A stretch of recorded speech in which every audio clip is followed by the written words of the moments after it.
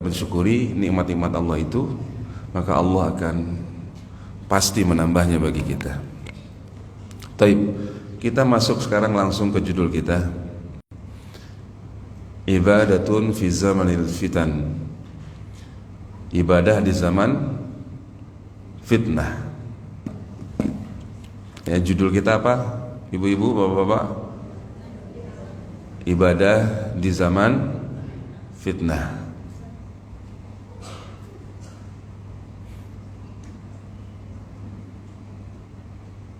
Ya. Pembahasan ini berangkat dari sebuah hadis, ya, Bapak Ibu sekalian. Sebuah hadis yang diriwayatkan oleh Imam Muslim dengan sanad beliau sampai kepada sahabat Ma'qil bin Yasar, di mana beliau mengatakan, ya, Rasulullah sallallahu alaihi wa ala alihi wasallam pernah bersabda, al-ibadatu fil harji kahijratin ilayya. Saya ulangi, al-ibadatu fil harji kahijratin ilayya. Ibadah pada masa harj, yaitu harj ini fitnah. Jadi ibadah di waktu munculnya fitnah-fitnah atau terjadi fitnah, kahijratin ilayya, seperti hijrah kepadaku. Masya Allah, ya. Kata para ulama, diantaranya Syekh Alwi bin Abdul Qadir As-Saqqaf, ya, dalam web beliau menjelaskan, maksudnya kathawabil hijrati min Makkah ilal Madinah yauma an kanatil hijratu wajibah. Jadi orang yang beribadah di zaman fitnah itu akan mendapatkan pahala hijrah dari Mekah ke Madinah pada hari hijrah tersebut wajib. Masya Allah, besar nggak Pak? Besar nggak Bu? Masya Allah, besar sekali. Semoga Allah memberikannya kepada kita semua. Allahumma amin. Ibu-ibu, bapak-bapak di majelis banyak-banyak berdoa, ya. Banyak-banyak berdoa. Salah satu waktu tempat diijabahnya doa itu di majelis ilmu. 6.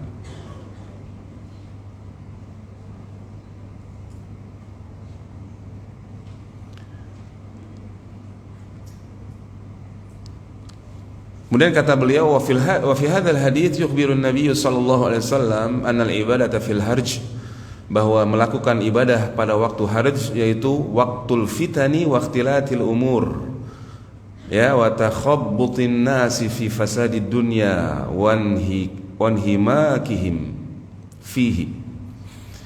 Yang dimaksud ibadah pada waktu harj yaitu pada waktu fitnah, ya, yaitu adalah bercampurnya urusan-urusan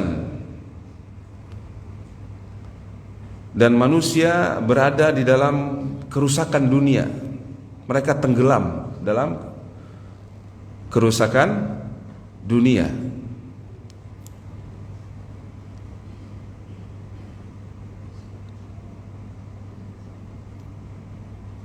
Pada waktu ini manusia itu lalai dari ibadah. Coba lihat Pak, yang ngaji sama yang nggak ngaji jauh lebih banyak yang mana Pak? Yang nggak ngaji Pak. Yang nggak ngaji seabrek-abrek. Seabrek-abrek tahu Pak, ya? Bahasa mana tuh? Sunda, ya? Ya. Banyak, bukan main yang nggak ngaji itu. Yang dibanding yang berilmu dengan yang tidak berilmu, banyakkan mana? Yang tidak berilmu. Ya. Jadi pahalanya begitu besar, kata beliau.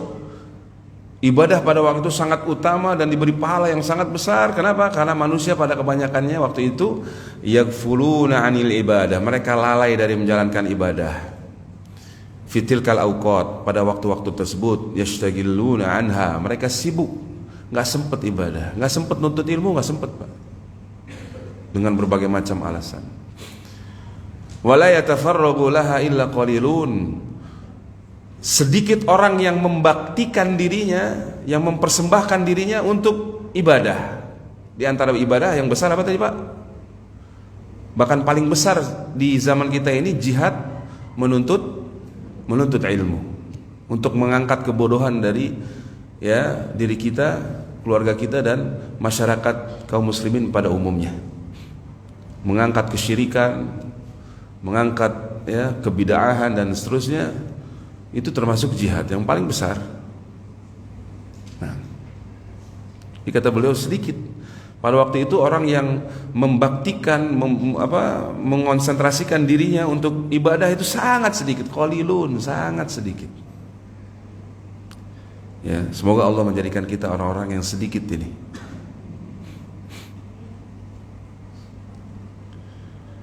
Oleh anna al-hijrata tani ala tarkil watan, karena zaman dulu itu hijrah itu mengharuskan seorang itu meninggalkan negerinya, wadar, rumahnya, istananya, waraghaibiha lillah, dan apa saja yang dia cintai, dia sukai karena Allah.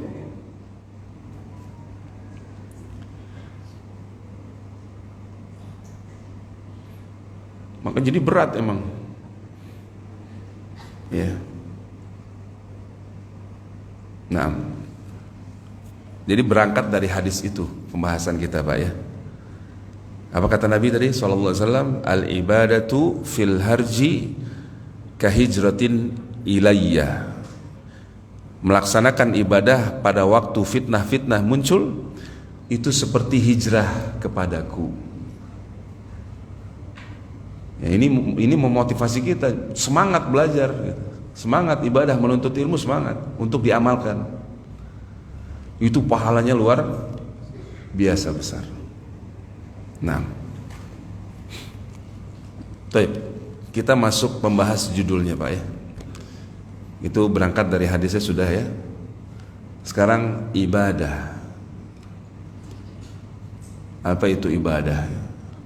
Ayat ini selalu dibaca mungkin ketika khutbah Jumat ya, sering dibaca, atau kita sering dengar ayat ini dibaca. Wa ma khalaqatul jinna wal insa illa liya'budun. Allah berfirman, tidaklah aku ciptakan jin dan manusia kecuali agar mereka mengibadahiku. Sering kita dengar. Cuman sayangnya kita kurang memperhatikan, atau banyak kaum muslimin yang kurang memperhatikan, mempelajari, mendalami apa makna ibadah itu sendiri. Jadi oleh karena itu kita bahas kata ibadah ini dulu ya. Sebelum saya mulai, kita beritahu dulu Bapak Ibu sekalian, teman-teman, saudara-saudaraku, azanillahu iyyakum, semoga Allah memuliakan kita semua. Kitab yang kita pakai yang pertama Syarhu Risalatil Ubudiyah di Syekhul Islam Ibn Taimiyah. Penjelasan risalah ubudiyah, ya, risalah sebuah tulisan tentang ibadah secara rinci. Buah karya susunan Syekhul Islam Abdul Ahmad bin Abdul Halim Al-Harrani yang terkenal dengan sebutan Ibnu Taimiyah rahimahullah ta'ala. Kemudian yang kedua kitab Fitan, Al-Fitanu, fitnah, wa alamatuha, dan tanda-tandanya, wa asbabuha, dan sebab-sebabnya, dan turukul wiqayati minha, dan jalan selamat ya dari fitnah. Jadi jalan selamat, menyelamatkan diri dari fitnah. Kemudian al-i'tiqad Lumud Durul Mansur minal qaulil ma'thur fil i'tiqad was sunnah. Ya, kemudian Al-Ibanah, buah karya Imam Ibnu Battah Al-Ukbari yang wafat tahun 387. Berapa wafatnya Pak?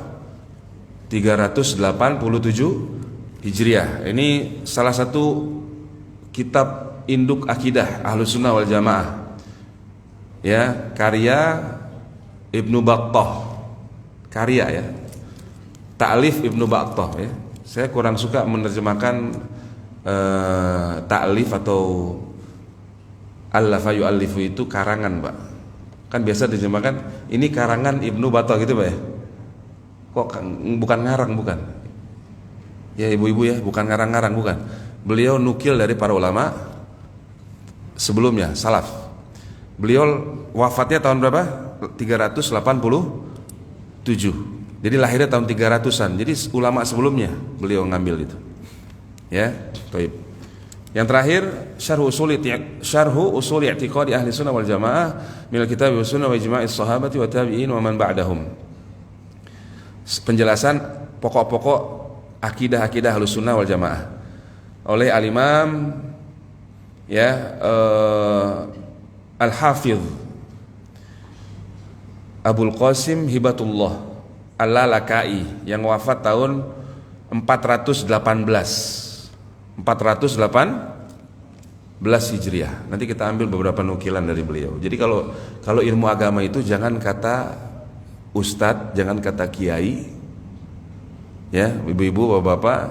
Kalau agama itu jangan kata ustadz, jangan kata kiai, kata para imam, para ulama salaf. Bisa dipahami Pak? Ibu-ibu? Ya. Karena nggak ada pantas-pantasnya. Kalau misalnya saya penuntut ilmu, saya bilang, menurut saya, siapa saya? Nggak ada menurut saya Pak. Sudah dicatat semuanya. Sudah dicatat bagaimana bersikap ya dalam beragama, bagaimana manhaj beragama, cara beragama kita itu sudah dijelasin sejelas-jelasnya oleh para imam kita, para salafunas soleh. Jadi nggak usah menurut saya, siapa saya? Ya, Taib. Demikian mestinya orang menyadari bagaimana ilmu itu diambil, ya. Dan ilmu itu diambil dari guru. Tidak boleh kita mencukupkan diri dengan ya baca sendirian. Ya, baca sendirian. Padahal istilah-istilah dalam ilmu itu beda-beda, Pak. Istilah sorof, saya kasih contoh. Sorof, kalau dalam ilmu bahasa apa? Beda kan? Dalam ilmu sorof, dalam ilmu bahasa apa? Ilmu tentang perubahan pola kata, gitu kan? Kalau dalam ilmu akidah sorof lain lagi. Dalam ilmu fikih sorof apa? Tukar menukar uang, emas, perak, alat tukar yang modern kayak sekarang tuh, itu sorof namanya. Nggak bisa belajar bahasa Arab udah pinter bahasa Arab, belajar sendiri, lihat kamus sendiri, terus pinter sendiri, nggak bakalan bisa.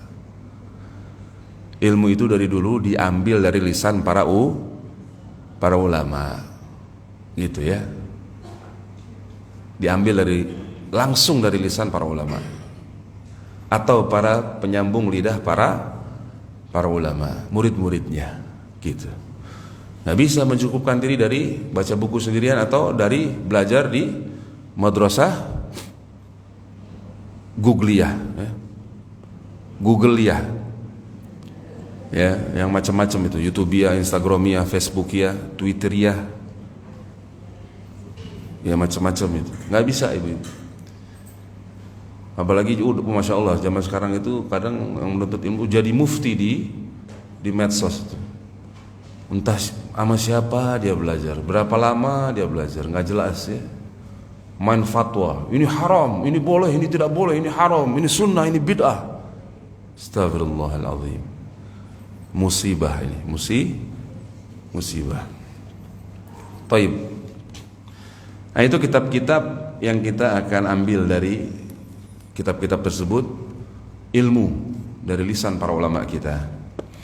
Nah, terkait ibadah, Bapak Ibu sekalian, azani Allah, teman-teman, rahimanillah wa iyyakum. Kita ambil dari kitab Syekhul Islam Ibnu Taimiyah, ya, Al-Ubudiyah. Jadi beliau nulis kitab ini kenapa? Karena beliau ditanya, ya, terkait ya ayuhan nas u'budu rabbakum, terkait firman Allah, wahai manusia beribadahlah kalian kepada Allah. Famal ibadah, apa sih itu ibadah wahai syekh? Wa ma furu'uha, dan apa saja yang termasuk dari cabang-cabang ibadah. Wa hal majmu'ud dini dakhilun fiha am la, apakah seluruh sisi agama itu masuk di dalam ibadah atau tidak? Wa ma haqiqatul ubudiyah, dan apa hakikat ubudiyah itu wahai Syekh? Wa hal hiya a'lal maqamati fid dunya wal akhirah, dan apakah derajat hamba dari kata ibadah, orang yang melakukannya disebut apa Pak? Bu? Hamba, dan apakah derajat hamba itu adalah a'la al maqamati fid dunya wal akhirah, derajat yang paling tinggi, makom yang paling tinggi di dunia dan akhirat? Am fawqaha syai'un minal maqamat, apa ada yang lain yang lebih tinggi derajatnya? Ya. Wal yabsud lana al-qaula fi dzalik, mohon dijelaskan, dipaparkan penjelasannya untuk kami gitu. Jadi beliau berangkatnya ditanya, maka beliau memberi definisi terkait ibadah dengan definisi yang sangat lengkap, ya, sangat lengkap. Jadi ringkas, padat, lengkap, dan diterima oleh para ulama setelahnya menjadi definisi yang paling mencakup segala definisi. Ya, perhatikan ibu-ibu, definisi ibadah yang beliau berikan ini paling mencakup seluruh definisi yang ada sebelumnya.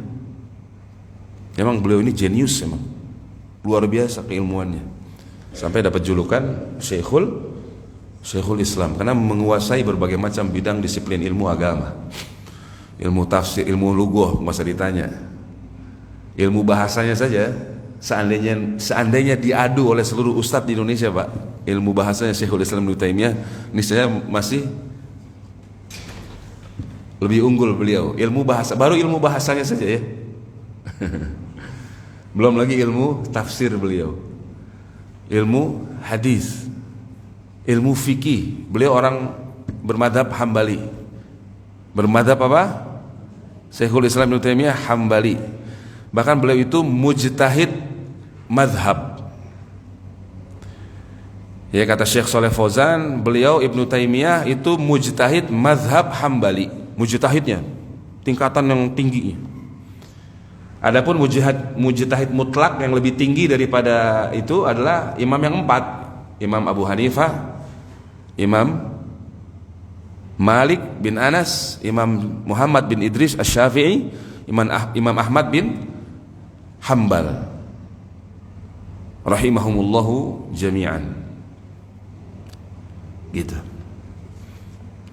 Ya. Tapi kita kembali ke Ibnu Taimiyah. Jadi beliau memberikan definisi untuk ibadah ini, satu definisi yang mencakup seluruh definisi yang ada. Ya. Meliputi seluruh definisi yang ada, sehingga definisinya itu paling enak untuk dijelaskan, dijadikan dasar untuk ilmu bagi para penuntut ilmu. Mohon diperhatikan ya Bapak Ibu sekalian, kalau bisa dicatat itu sangat bagus dan dihafalkan. Beliau jawab, al-ibadatu hiya ismun jami'un likulli ma yuhibbuhu Allah wa yardahu minal aqwali wal a'mali al-batinati wal zahirati. Nah itu dia, sampai situ ucapan beliau, definisi ibadah. Ya, bahasa Indonesianya ya, yang bahasa Arabnya tulis bahasa Arab silakan. Bahasa Indonesianya, ibadah adalah ismun jami', sebutan yang menyeluruh. Likulli ma yuhibbuhullahu wa yardahu, untuk apa saja yang Allah cintai dan Allah ridhai. Nah di sini lihat, ibadah adalah sebutan yang menyeluruh untuk apa saja yang Allah cintai dan Allah ridhoi. Ini poin intinya di sini, Bu. Bapak Ibu sekalian, poin intinya di sini. Nanti dijelaskan. Kenapa poin intinya di sini? Minal aqwali, baik berupa ucapan-ucapan, ya, wal a'mali, dan amalan-amalan, al batinah, baik yang batin, wal zahirah, maupun yang zahir, baik amalan-amalan, ucapan-ucapan dan amalan-amalan itu yang bersifat batin maupun zahir, nampak. Jadi ucapan itu ada yang batin, ada yang zahir. Begitu juga amalan Pak ya. Amalan itu ada yang batin, ada yang zahir, ada yang nampak, ada yang tidak nampak. Ucapan, akwal, ucapan, ada yang nampak, ada yang tidak nampak. Ucapan hati misalnya, itu tidak nampak atau tidak, Pak, Bu? Tidak.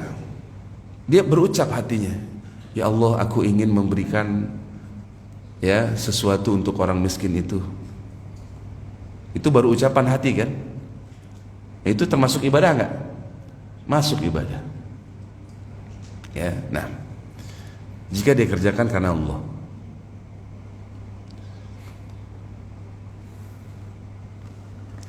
Nah, ditambahkan oleh sebagian ulama menjadi sempurna ya. Saya ambil dari definisi Syekh Shalih Al Fauzan, hafizahullah taala. Beliau tambahkan ya. Jadi beliau ada tambahan setelah tadi, wal bara'atu min kulli ma yunafi dzalika wa yudadduhu. Jadi ibadah itu adalah sebutan yang menyeluruh untuk apa saja yang Allah cintai dan Allah ridhoi, baik berupa ucapan-ucapan maupun perbuatan-perbuatan yang zahir yang batin, dan bersikap anti. Bersikap apa, Pak? Bersikap anti kepada seluruh apa saja yang menafikan ibadah tersebut dan bertentangan dengan ibadah. Ini lebih sempurna lagi, disempurnakan oleh Syekh Shalih Al Fauzan, hafizahullah taala. Nanti kita jelaskan. Jadi orang yang ketika kita misalnya, Pak, membenci kemungkaran, itu juga termasuk ibadah. Karena dia bertentangan dengan ibadah, ketaatan gitu. Jadi definisi ini diperjelas saja sebenarnya. Sebenarnya sudah mencakup yang sebelumnya, sudah tercakup dalam definisi sebelumnya sudah. Cuman Syekh Shalih Fauzan lebih menjelaskan lagi untuk lebih mempermudah saja. Ya, ibu-ibu sekalian, bapak-bapak, untuk mempermudah. Wal baro'ah, bersikap anti. Berarti kalau bersikap anti ada sikap, ada perbuatan enggak, Pak? Ada ucapan enggak? Ada. Dia mengingkari kemungkaran, membenci kemungkaran, mengingkari kemungkaran, memerangi kesyirikan misalnya. Dia tulis di medsos itu dakwah, ya, menjelaskan tentang tauhid, menjelaskan tentang hakikat kesyirikan dan berbagai macam jenisnya. Yang mana kesyirikan itu ada berapa, Pak? Jumlahnya sebagian ulama menghitung ada 14 macam, Pak. Ada berapa, Bu? 14 macam kesyirikan itu. Udah ada Ibu ya? Kajian tauhid di sini udah ada belum? Berarti Ibu udah tahu ya 14 macam itu. Hah? Belum? Oke, baik. Insya Allah nanti sempat. Taib. Nah, dari definisi ini, Pak, mengapa penting untuk kita pahami dan bahkan kita hafalkan, para penuntut ilmu itu hafalkan? Poin intinya di sini, Pak. Kenapa ini menjadi definisi yang terpilih di kalangan para ulama dan dianggap definisi yang mencakup, meliputi seluruh definisi ibadah. Perhatikan perkataan beliau dari awal, ibadah adalah ismun jami', sebutan yang menyeluruh, yang mengumpulkan apa? Semua apa saja yang Allah cintai dan Allah ridhoi. Maka dari sini diambil kaidah. Kalau saya langsung kasih tahu nggak asik ya. Saya bikin pertanyaan dulu ibu-ibu ya, bapak-bapak. Tadi ibadah apa? Sebutan yang menyeluruh, yang mengumpulkan segala apa saja yang Allah cintai dan Allah ridhoi. Segala apa saja yang Allah cintai dan Allah ridhoi, baik berupa keyakinan. Baik berupa apa, Ibu? Keyakinan. Keyakinan ini masuknya di iman ya, Pak ya. Iman dan akidah. Yang mana itu termasuk ibadah. Jadi baik ibadah itu berupa keyakinan maupun ucapan maupun perbuatan, anggota tubuh dicintai dan diridhoi oleh Allah. Bapak Ibu sekalian bisa tahu itu dicintai, diridhoi oleh Allah. Berbagai macam ibadah itu dari mana?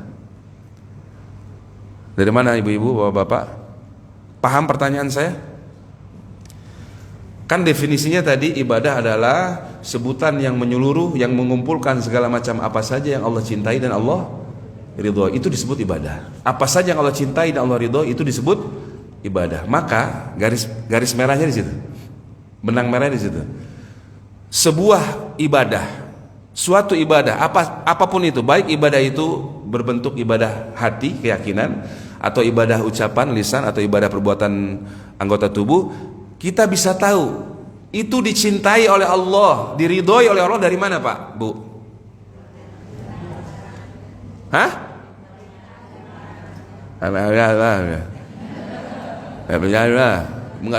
Yang jelas, Bu, apa? Yang kompak.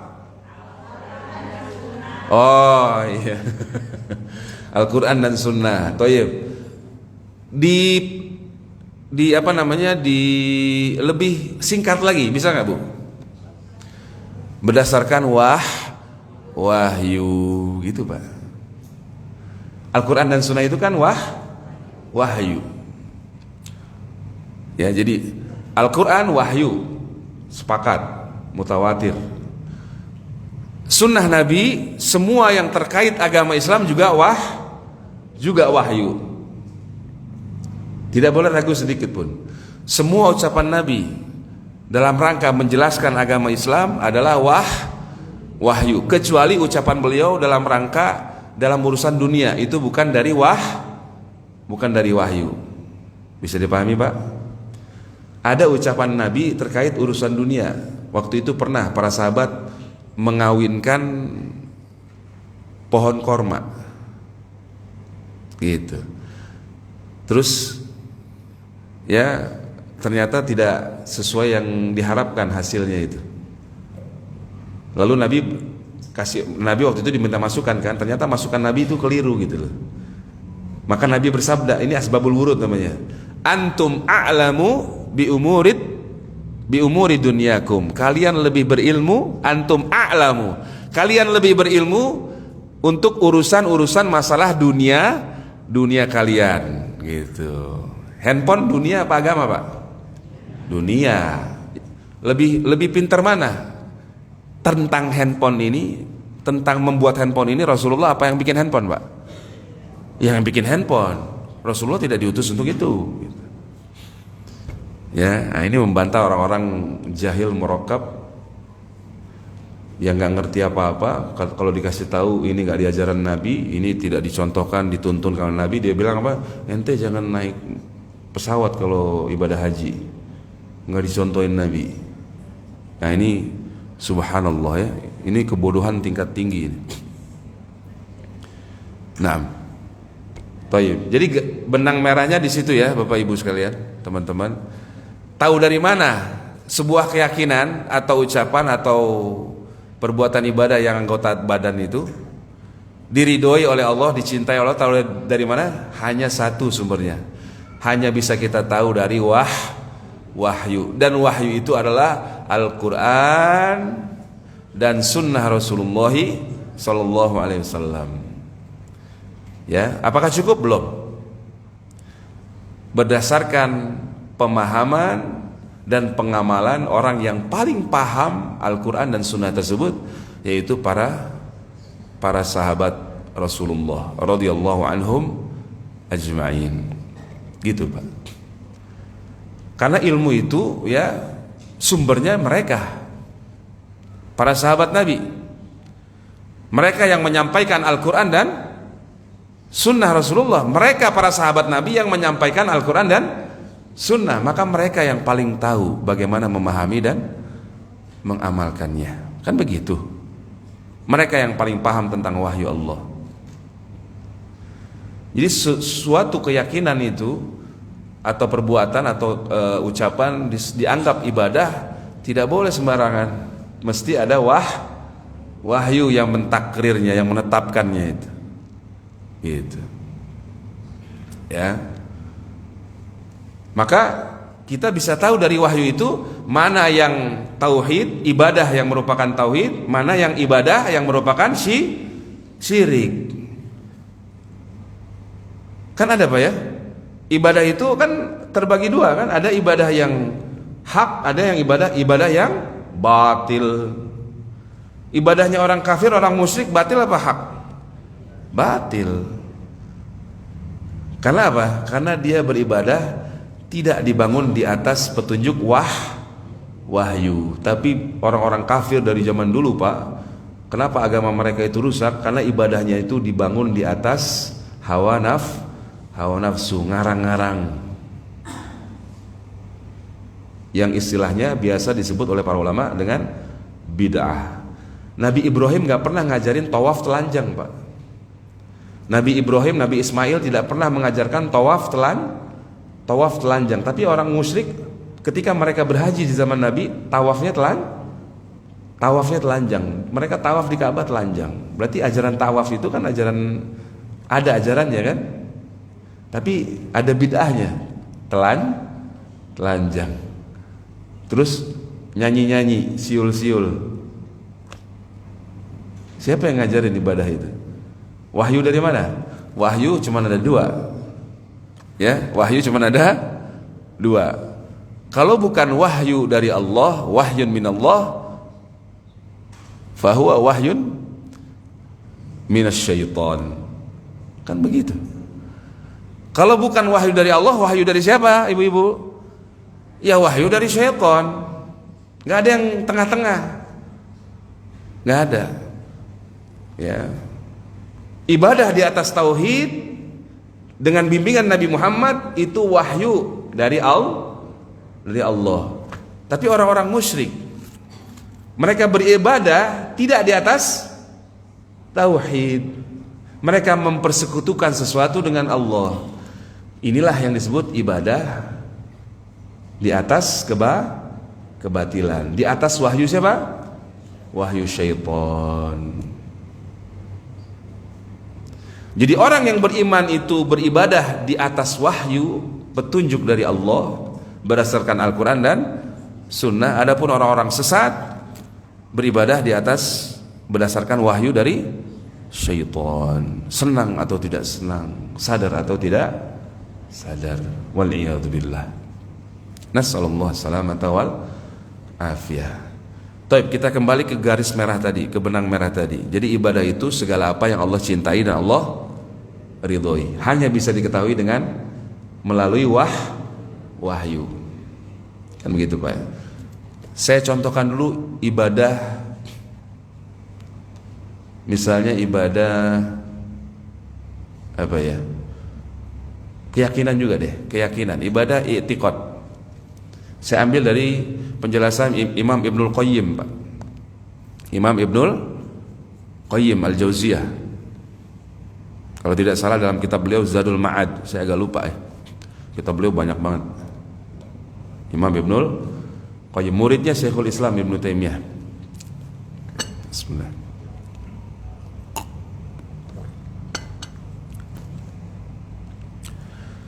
Saya beri contoh ibadah, ada keyakinannya di situ, ada juga perbuatannya, dan umumnya pasti juga ada ucapannya.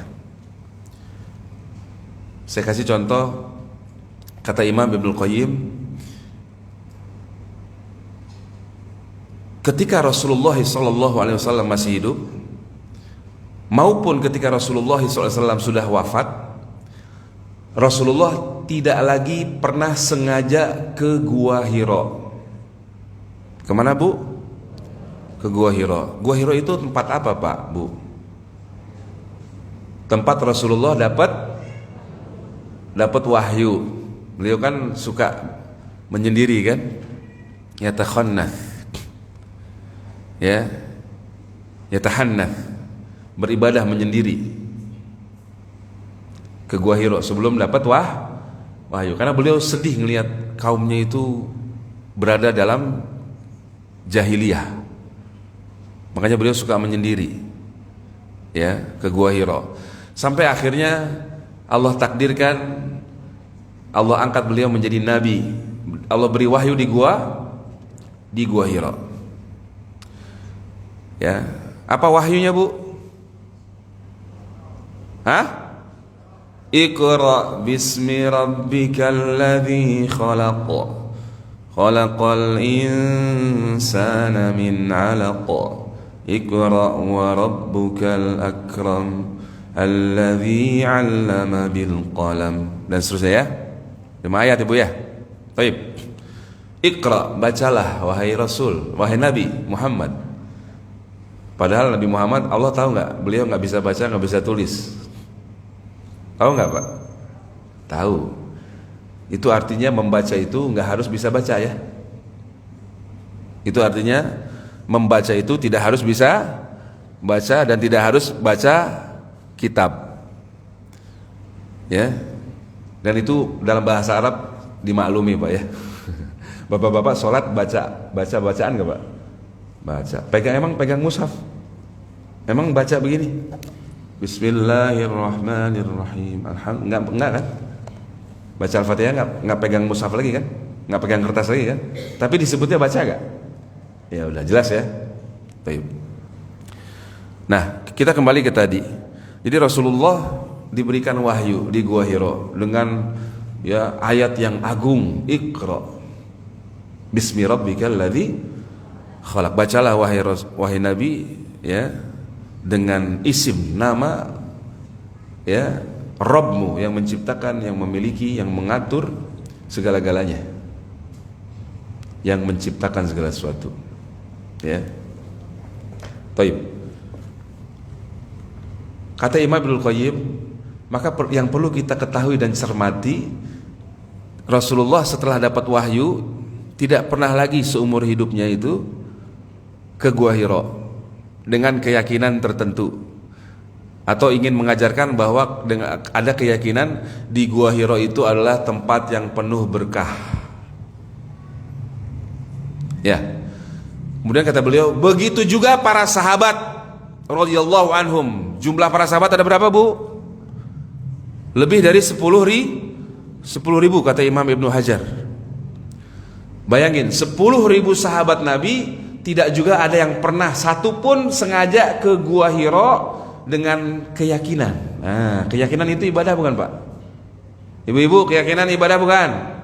Ya, tidak ada satu orang pun sahabat sengaja pergi ke Gua Hira dengan keyakinan kalau dia baca Al-Quran di Gua Hira akan mendapatkan pahala yang besar. Kalau dia sengaja sholat di Gua Hira akan mendapatkan pahala yang besar. Atau kalau dia pergi ke Gua Hira dengan keyakinan Gua Hira itu adalah tempat yang diberkahi dengan keberkahan khusus, yang mana nanti dia ketika sampai Gua Hira nanti di apa namanya itu, dipahat-pahat batunya, dikantongin bawa pulang, atau pecinya dicopot, dilapin ke dindingnya Gua Hira untuk cari berkah, sebagaimana ajaran orang-orang para pengkultus kuburan-kuburan keramat itu Pak ya. Ajarannya itu begitu, peci dilepas, sorban dilepas, diusapin ke kuburan ya, meyakini kuburan itu tempat yang penuh barokah dan seterusnya ya. Subhanallah, Gua Hira aja tidak pernah diajarkan oleh Rasulullah dan para sahabat bahwa Gua Hira itu tempat penuh berkah. Beribadahlah di sana, berdoa di sana. Kalau berdoa di sana akan diijabah oleh Allah. Kalau baca Quran di sana pahalanya lipat gandakan. Kalau baca Al-Quran di Gua Hira tidak ada Pak. Makanya saya nggak ngebayangin kalau Gua Hira itu di Indonesia. Jangankan Gua Hira Pak, jangankan Gua Hira, kuburan palsu Pak, kuburan palsu yang tiba-tiba ada gitu ya, tiba-tiba ada gitu. Bahkan pernah ada yang bersaksi. Saya dulu waktu awal itu kakek saya pernah cerita sama saya. Itu dulu yang dikubur itu adalah kepala kebo. Kok bisa jadi kuburan keramat, ada namanya Fulan bin Fulan As-Segaf gitu. Fulan bin Fulan bin Yahya gitu. Jadi kuburan keramat gitu. Fulan bin Fulan Al-Attos. Kok bisa jadi gitu loh. Ternyata memang ya luar biasa Pak, penghasilan kuburan keramat itu, wah Masya Allah Pak. Duitnya itu Pak diambil dengan sekop Pak. Dari kotak amal itu diambil dengan sekop Pak. Yang ngitung itu baris kurang lebih 30 orang Pak. Dan itu disetor ke tokoh-tokoh di tempat itu yang dianggap wali ya. Padahal kita juga wali ya, wali kelas. Gitu. Beda-beda tipis lah sama dia. Ya Pak ya. Begitu Pak. Ini para pendusta ini, para perusak agama ini. Makanya juga tadi ada definisi wal bara'atu, bersikap anti kepada segala apa yang bertentangan dengan ibadah, dengan tauhid, dengan ketaatan. Kita harus bersikap anti, kita harus perangi mereka itu.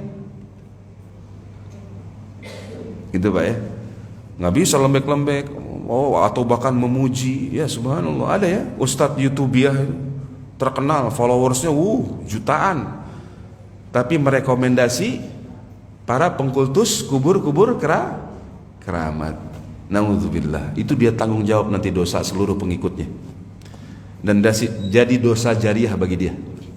Kalau dia nggak bertobat, dia tanggung jawab dosa seluruh pengikutnya dan jadi dosa jariah buat orang itu. Wal'iyadzubillah.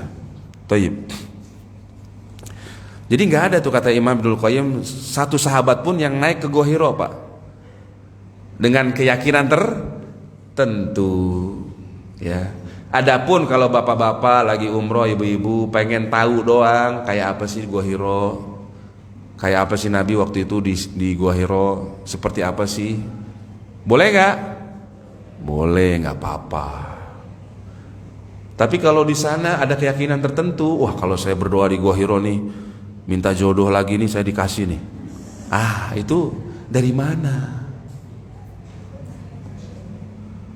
Kalau saya berdoa di Gua Hira, baca Quran dulu 1 juz, baru berdoa di Gua Hira, maka akan diijabah doanya. Dari mana antum tahu? Dari wahyu dari siapa itu? Paham?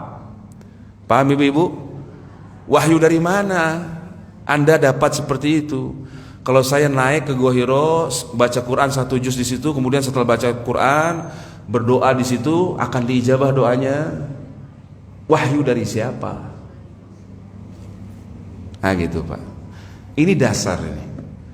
Kita belajar kembali ke dasar ya Pak, Bapak Ibu sekalian, nggak apa-apa ya.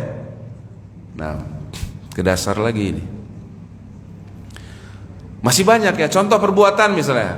Kalau di zaman kita, ibu-ibu mungkin atau bapak-bapak pernah lihat ada orang yang kalau dia sujud, kalau dia habis sholat jamaah, sebelum keluar, sebelum pergi melanjutkan aktivitasnya di luar masjid, dia sujud lagi. Pernah lihat gak Pak? Sering? Belum pernah lihat ya ibu-ibu ya? Ya kan ibu-ibu jarang ke masjid. Ibu bisa aja belum gitu. Bapak-bapak lah, bapak-bapak yang sering ya Pak ya. Jadi dia habis sholat jamaah, udah selesai nih rangkaian ibadahnya, habis sholat jamaah dia zikir, dia doa, mau keluar masjid, mau melanjutkan aktivitasnya, dia sujud dulu. Kita pernah tanya orang itu yang seperti itu, Afan Mas, ini sujud apa tadi ya? Dia jawab apa Bu? Kira-kira dia jawab apa Pak? Sujud syukur. Sujud apa? Sujud syukur. Mohon maaf, ini kita sampai jam berapa lupa saya? 11. Hah? Toyib, 11. Alhamdulillah masih lama. Sujud syukur. Kita tanya, Pak, pernah nggak ada tuntunannya dari Rasulullah atau dari sahabat Nabi, sahabat beliau, bahwa mereka itu kalau selesai sholat jamaah mau melanjutkan aktivitasnya keluar dari masjid, sujud syukur dulu? Ada nggak? Dia nggak bisa jawab kan? Secara umum nggak bisa jawab, pasti nggak bisa jawab. Karena ibadahnya itu berdasarkan apa? Perasaan. Lalu dia jawab lagi nih Pak, ada nggak Pak Dal ya? Ya saya belum tahu sih katanya. Ya tapi kan apa salahnya? Nah itu dia. Dia bilang apa Pak? Setelah langkah berikutnya dia bilang apa? Apa salahnya? Kan gitu ya. Saya sujud syukur, saya sujud kepada Allah, sujud syukur kok kepada Allah. Apa salahnya? Emang apa salahnya itu? Masya Allah Pak. Ini apa salahnya ini adalah salah satu ya wahyu syaitan sebenarnya.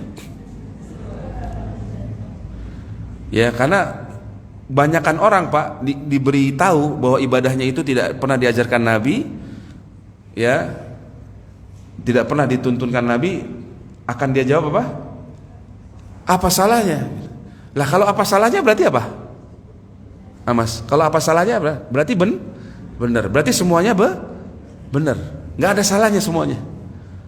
Jadi kalau ibadah itu ngarang-ngarang, yang penting baik, nggak pernah ada tuntunan dari Nabi, yang penting baik, nggak ada masalah secara akal, tinggal ngomong apa salahnya, kelar Pak. Udah urusan masing-masing aja udah. Nggak perlu lagi diutus Nabi sebenarnya kalau apa salahnya. Ya, ente kenapa tawaf misalnya orang-orang musyrik di zaman Nabi? Kok ente tawaf telanjang sih? Kan auratnya kelihatan. Apa salahnya? Salah ente yang kenapa ente ngeliatin gitu. Itulah wahyu syaitan kan begitu. Itu yang paling parah itu. Nah kita kembali ke sujud syukur tadi. Ini saya ngobrol sama orangnya, pernah saya ngobrol. Jadi begitu ya Mas ya. Oh bersyukur gitu. Saya mau tanya nih Mas, ini kita diskusi aja, saya bilang gitu. Apa namanya, anak muda, dia anak muda. Kalau kita sepakati sujud tadi adalah bersyukur ya, maka perlu kita pikirkan lagi, renungkan lagi.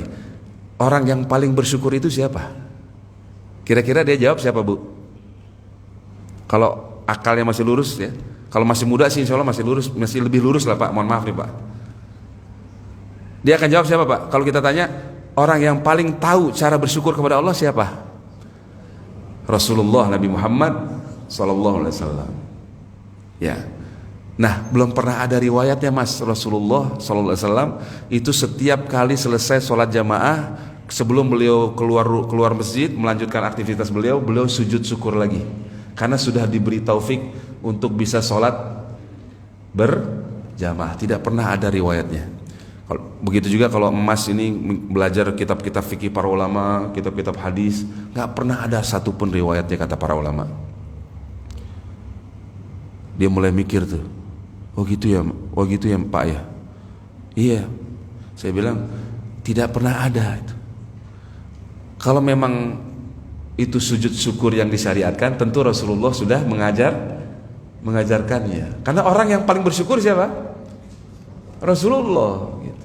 Kok kita lebih tahu cara bersyukur kepada Allah? Setiap selesai sholat jamaah, sujud syukur. Itu dari mana? Nah, baru kita jelasin. Jadi ibadah itu mesti dari wahyu dari Allah dan Rasulnya Sallallahu Alaihi Wasallam, baru dia bisa terima. Jadi diajak berpikir Pak, jangan langsung ini amalan Mas ini bid'ah sesat, nggak ada contohnya. Marah dia digituin Pak. Ya nggak ibu, marah nggak? Marah. Diajak berpikir dulu, diajak berpikir. Untuk menuju kebenaran itu butuh penjelasan yang benar, tata caranya juga benar gitu loh. Ya. Demikian. Baru dia, oh iya ya. Udah, alhamdulillah, makasih ya Pak. Makasih Ustadz. Saya dipanggil Ustadz, emang dia tahu kali ya. Makasih Ustadz. Makasih ilmunya. Saya baru tahu nih, kata dia. Gitu. Sebelumnya saya nggak tahu. Kan tadi emang benar kata Ustadz, apa salahnya? Kalau apa salahnya sudah kelar, udah urusan. Udah nggak usah bahas-bahas udah. Macam-macam, apa salahnya udah kelar udah. Taib. Nah, ya masih banyak ya contoh. Ya, solawat misalnya, kita udah pernah ngasih contoh ya Pak ya, solawat. Sahabat Nabi kalau mau ngarang solawat bisa nggak Pak? Bisa. Ada nggak yang karangan khusus mereka? Nggak ada. Ya, kalau ada, udah seabrek-abrek tuh solawat. Solawat susunan Abu Bakar, solawat susunan Umar bin Khattab. Ya, kan kalau dibaca, kalau ini sebenarnya memang benar ya. Kalau seandainya ini benar ya, solawat Abu Bakar, berarti setiap baca solawat Abu Bakar dapat pahala nggak Pak? Dapat. Solawat Umar, solawat Utsman, solawat Ali, solawat Abdurrahman bin Auf, Sa'ad bin Abi Waqqas, hitung sendiri dah. Ada 10.000 sahabat kurang lebih. Semuanya ahli bahasa Arab Pak. Nggak usah ditanya, main indah-indahan susunan kata bahasa, nggak usah ditanya. Para sahabat paling ahli Pak. Kalau mau nyusun sholawat bisa itu. Lalu kenapa nggak ada? Kenapa yang sampai para sahabat itu mengajarkan sholawat yang sebagaimana Nabi ajarkan?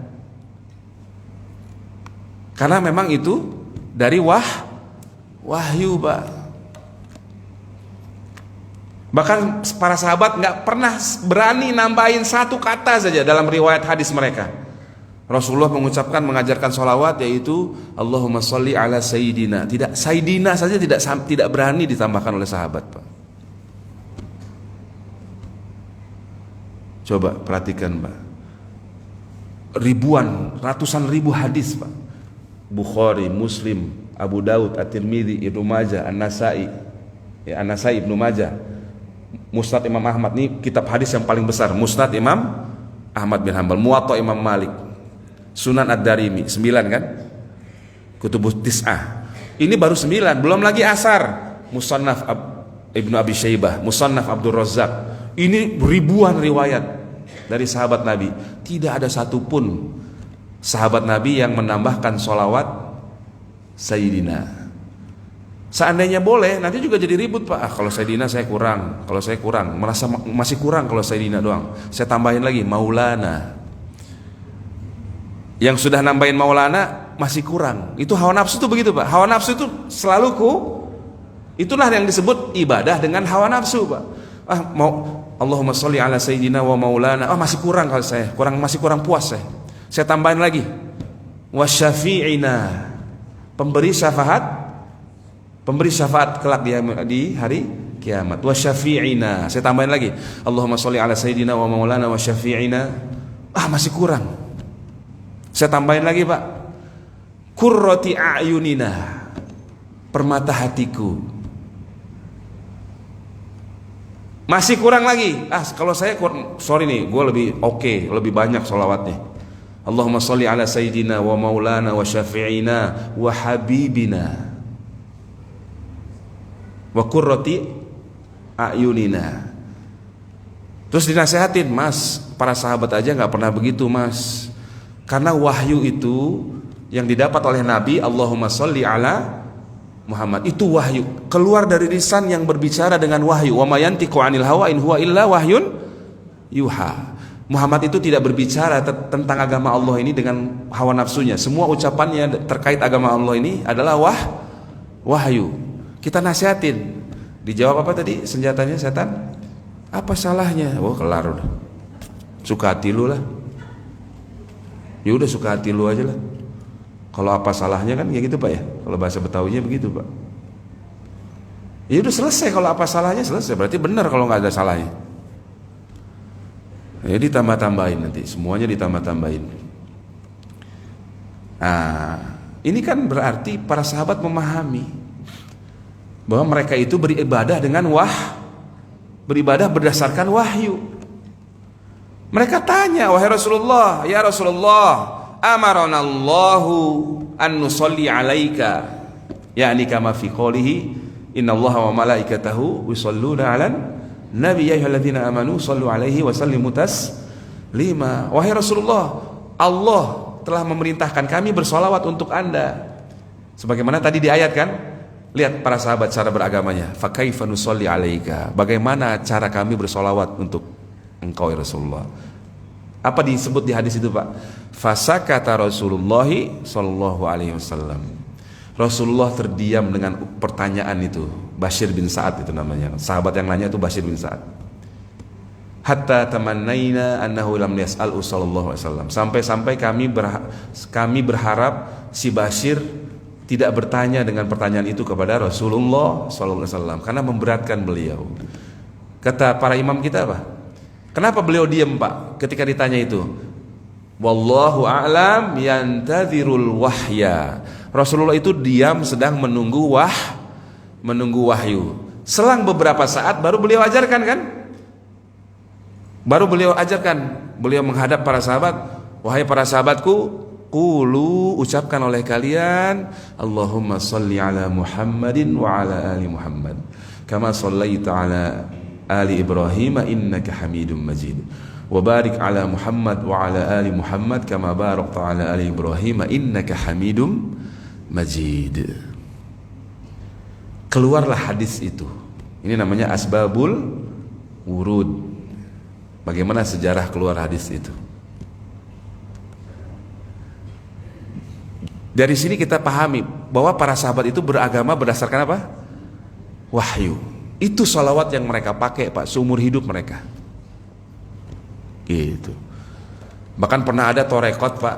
Pernah ada torekot. Namanya tarekat Tijani, Pak. Tarekat ini tarekat zikir, Pak. Ya, macam-macam ya tarekat itu ya, macam-macam, Pak. Tarekat zikir itu macam-macam, Pak. Ada yang tarekat nggak mau kalah sama anak metal kan. Ya, zikirnya ambil apa namanya itu? Apa namanya? Kalau anak metal bilangnya apa tuh, Pak? Ya begitulah, pogo apa? Gitu, joget-joget lah. Nah, tarekat Tijani ini selalu baca sholawat Fatih. Sholawat apa, Pak, Ibu? Sholawat Fatih. Nah, sholawat Fatih ini ya kita agak percepat. Sholawat Fatih ini pendirinya itu Ahmad Tijani, dipanggil Syekh Ahmad Tijani, panggilannya itu. Dia bilang, sholawat Fatih ini saya tulis, saya dapat langsung dari Allah. Saya dapat langsung dari Allah berupa dalam bentuk lembaran cahaya. Itu bisa dilihat di webnya dia, di web Tijani, Thariqah Tijaniyah atau Thariqatut Tijani. Tapi nggak usah lah antum lihat lah. Tapi kalau mau lihat ya boleh aja. Kalau antum udah kuat ilmunya silakan. Dia bilang, saya mendapatkan sholawat Fatih ini langsung dari Allah dalam bentuk lembaran cahaya. Uish. Keren habis gak? Keren habis. Ini ujung-ujungnya jualan, Pak. Syuf, perhatikan. Nah, suatu saat mereka itu di sini, Pak, di negara kita itu punya kayak DPC, Pak. Dewan Pimpinan Cabang. Dia itu organisasi besar juga. Antum udah tahu belum? Baru dengar? Ibu-ibu udah tahu belum? Baru dengar ya? Alhamdulillah. Dia punya DPC di sini. Teman saya, alhamdulillah salah satunya, alhamdulillah sekarang udah ngaji sunnah dia. Sahabat saya dulu. Ya, hafizahullah taala, dia sekarang udah masya Allah, alhamdulillah ngajinya istiqomah insyaallah. Dia ikut tarekat itu, Pak. Suatu saat kan zikir selalu baca salawat itu kan. Bahkan siapa yang baca salawat itu kalau nggak salah 4.444. Doer loh. 4.444 kali akan mendapatkan fadilah ini dan itu, akan dibukakan rezekinya, diluaskan rezekinya, akan dipanjangkan macam-macam deh. Saya lupa itu. Ya. Nah, dia selalu baca itu di majelis zikirnya itu. Pasti itu. Itu sholawat andalan banget. Nah, si mursyidnya, mursyid kan? Tahu mursyid? Ada, jadi pimpinan tarekat itu disebut Suatu saat mursyid itu bilang begini, jamaah, perlu kita sadari bahwa sholawat yang selalu kita baca ini, sholawat Fatih ini adalah sholawat yang paling afdol dari seluruh sholawat yang pernah ada.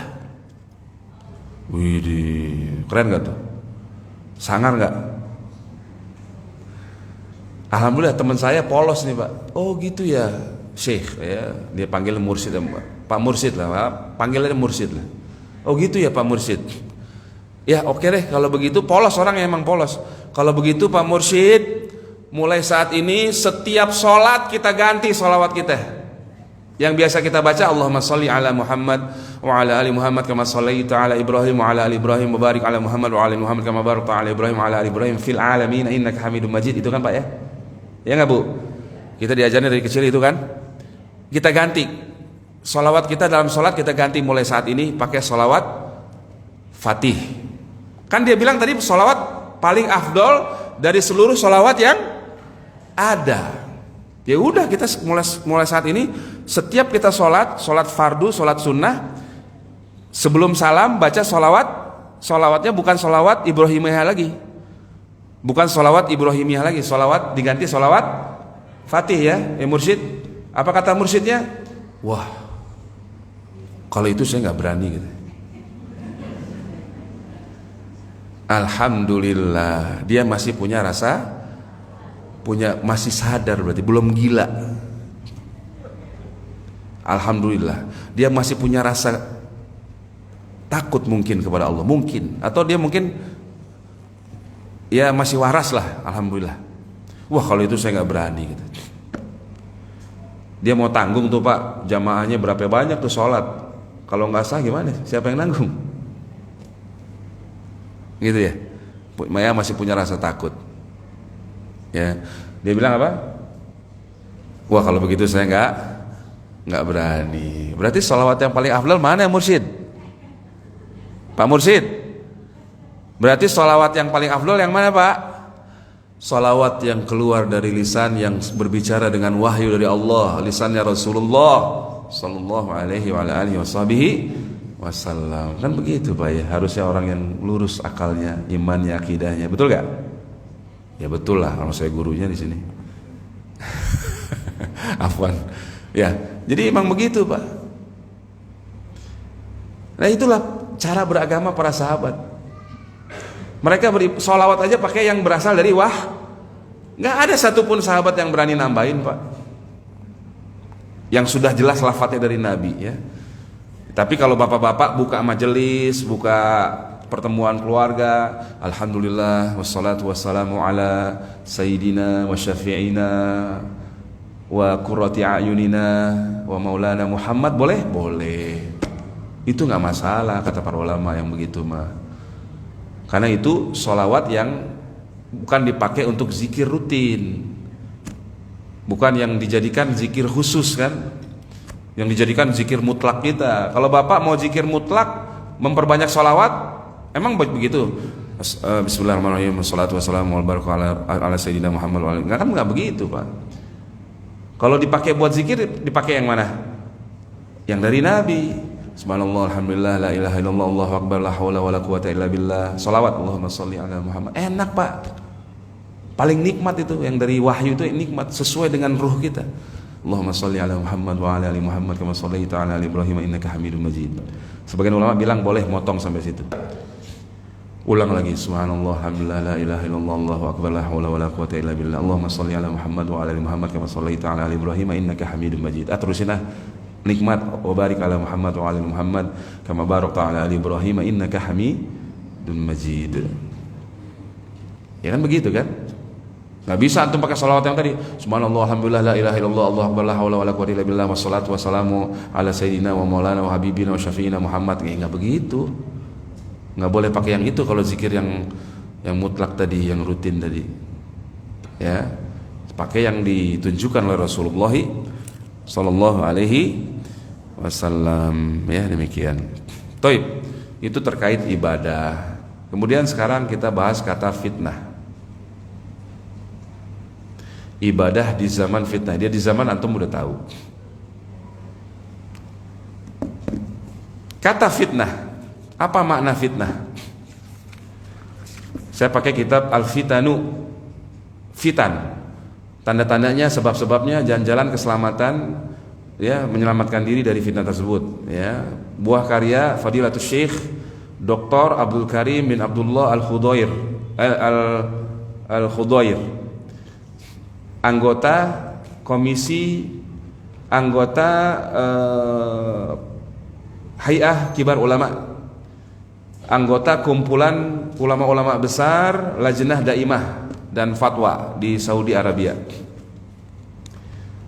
Ya, kita pakai kitab beliau, risalah kecil, tapi masya Allah sangat bermanfaat bagi penuntut ilmu seperti kita. Kata beliau, Bismillahirrahmanirrahim. Makna fitnah. Makna fitnah itu apa?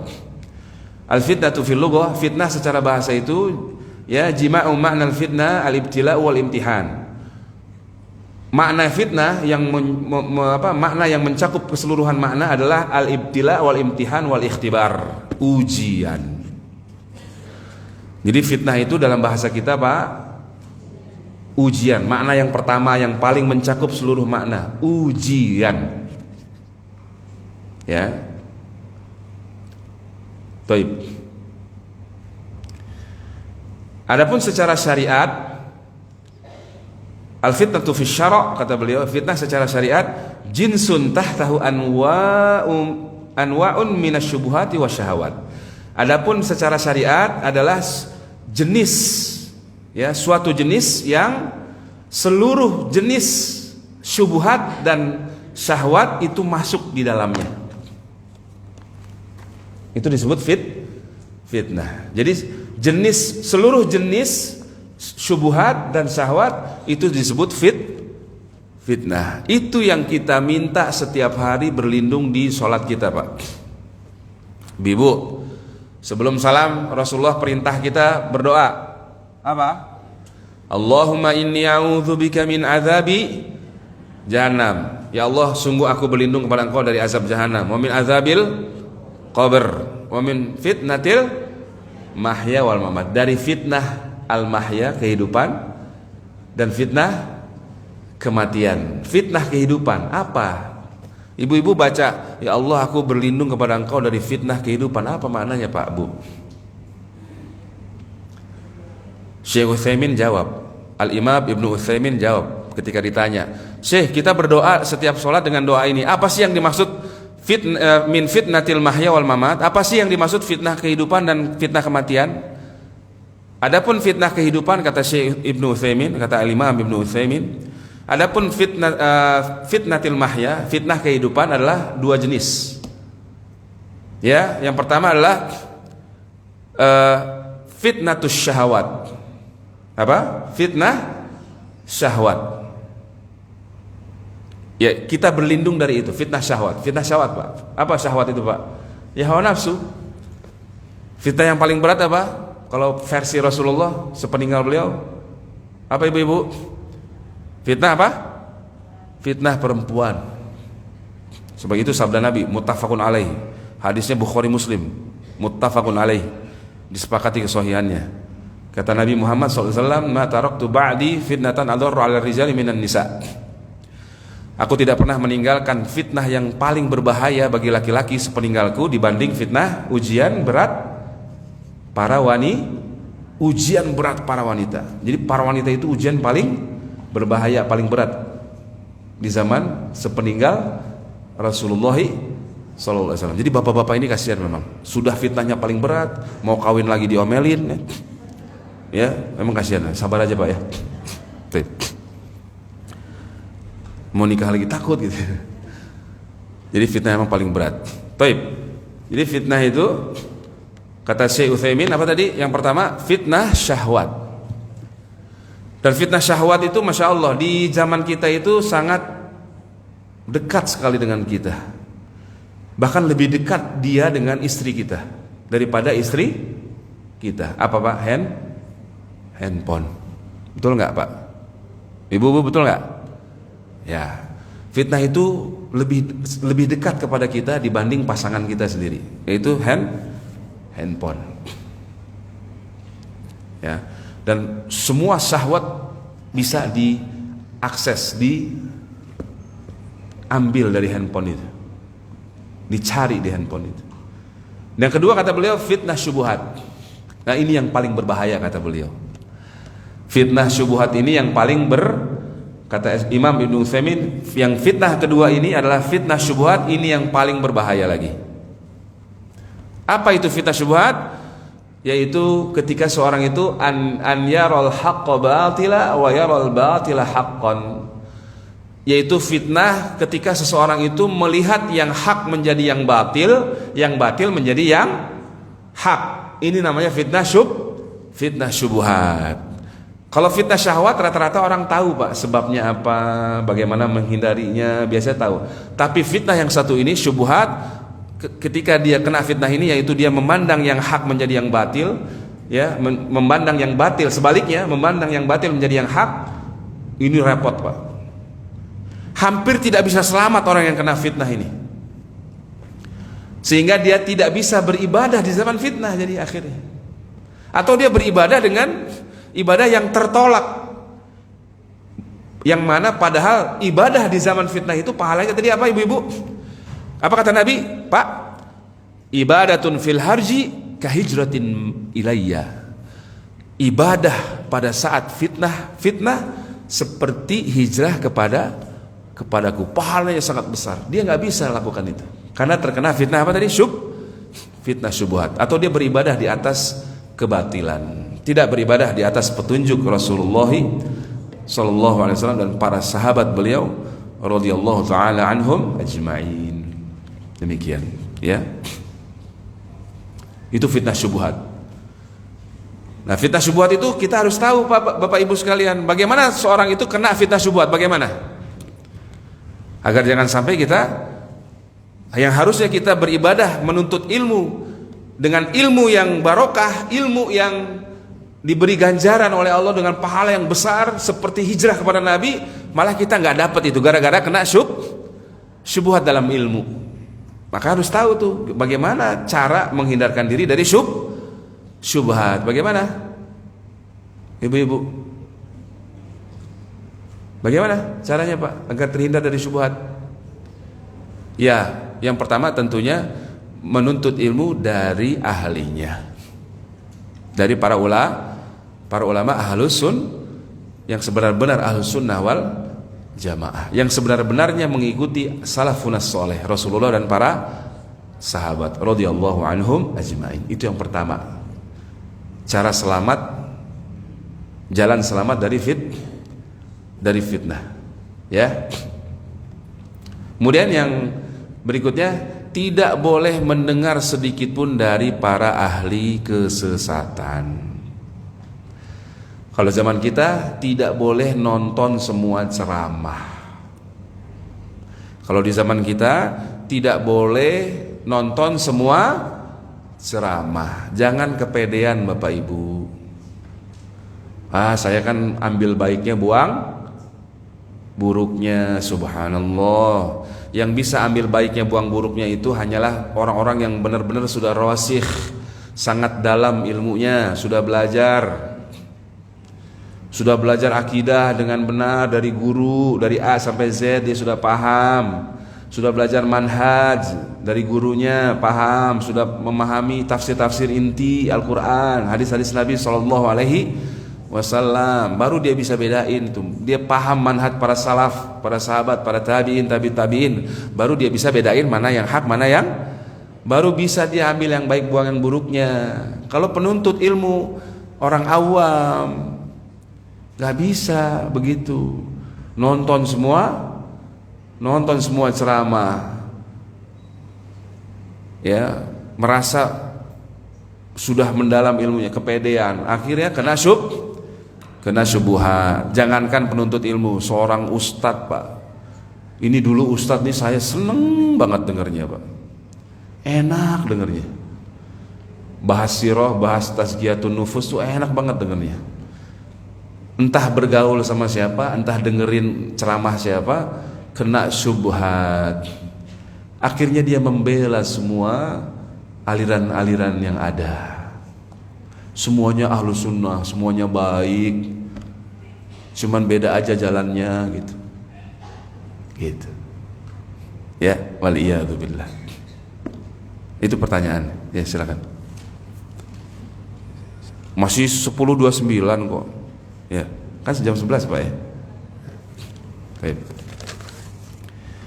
Nah, itu makna fitnah. Kita kembali makna fitnah ya. Secara syariat. Jadi ada fitnah syahwat, ada fitnah syubhat. Itu harus hati-hati banget ya. Kemudian kata beliau, di antara makna-makna fitnah, beliau sebutkan beberapa di sini adalah al-makna al-awal adalah asyirku, syirik. Ya, makna pertama untuk fitnah adalah fitnah itu bermakna syirik. Itulah yang dimaksud dalam firman-firman Allah, wal fitnatu asyaddu minal qatli, kata beliau. Wa yaqulu ta'ala, dan Allah juga berfirman, wal fitnatu akbaru minal qatli. Fitnah itu dosanya, bahayanya, akibatnya lebih besar daripada daripada pembunuhan. Jadi wal fitnatu asyaddu minal qatl. Fitnah itu lebih bahaya dosanya lebih besar, bahaya yang lebih besar daripada pembunuhan. Di sini yang dimaksud apa? Asyirku. Bukan kayak kita waktu kecil Pak ya, lu fitnah lu. bohong lu lebih kejam dari membunuh lu gitu. Ya Bu ya, anak-anak kita dulu, saya dulu ngerasain tuh waktu saya kecil begitu. Ya meletakkan kata tidak pada tempatnya, zolim ya. Tapi saya tidak bacakan semua ya. Dan yang unik, nah ini perhatikan, Imam Ahmad, imam kami yang agung Ahmad bin Hanbal rahimahullah taala, beliau ketika menafsirkan ayat surah An-Nur ayat 63, falyahdharil ladzina yukhalifuna an amrihi an tusibahum fitnatun aw yusibahum adzabun alim. Ya, hendaklah takut orang-orang yang menyelisihi perintah Rasulullah sallallahu alaihi wasallam, ditimpa fitnah atau ditimpa azab yang pedih. Imam Ahmad mengatakan al fitnatus syirku. Fitnah di ayat ini ditafsirkan oleh beliau apa Pak? Adalah kesyirikan. La'allahu idza radda ba'dha qawlihi, karena boleh jadi seseorang itu menolak sebagian ucapan Nabi Muhammad SAW, menolak ajaran Nabi Muhammad SAW, an yaqa'a fi qalbihi syai'un minaz zaid. Ya, di hati orang itu ditorehkan sesuatu dari penyimpangan. Fayazigu maka dia pun sesat, menyimpang hatinya, fayahlak, lalu dia binasa. Jadi orang yang nggak mau berdiri di atas sunnah itu sangat dekat dengan kesyirikan ya. Dakwahnya itu cari ridho siapa Pak? Cari ridho masyarakat.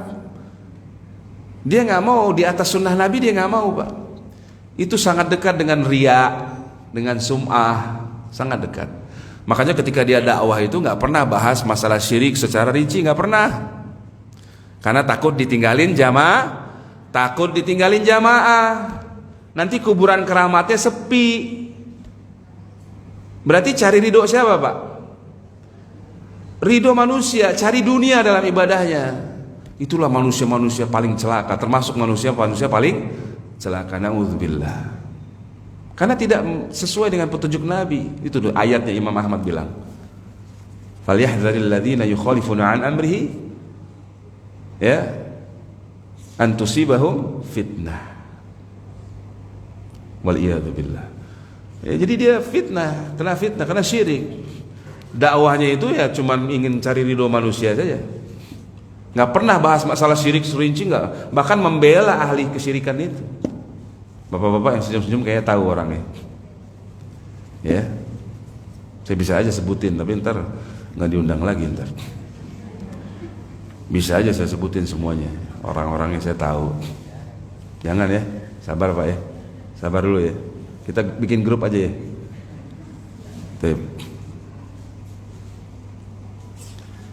Nah itu makna fitnah yang pertama. Makna fitnah yang kedua makna fitnah yang kedua tadi al-ikhtibar sudah. Makna fitnah yang kedua ujian, sama Bu ya. Makna awalnya secara bahasanya diambil. Ya, makna yang ketiga dari fitnah adalah al-ma'siyatu wal ithmu.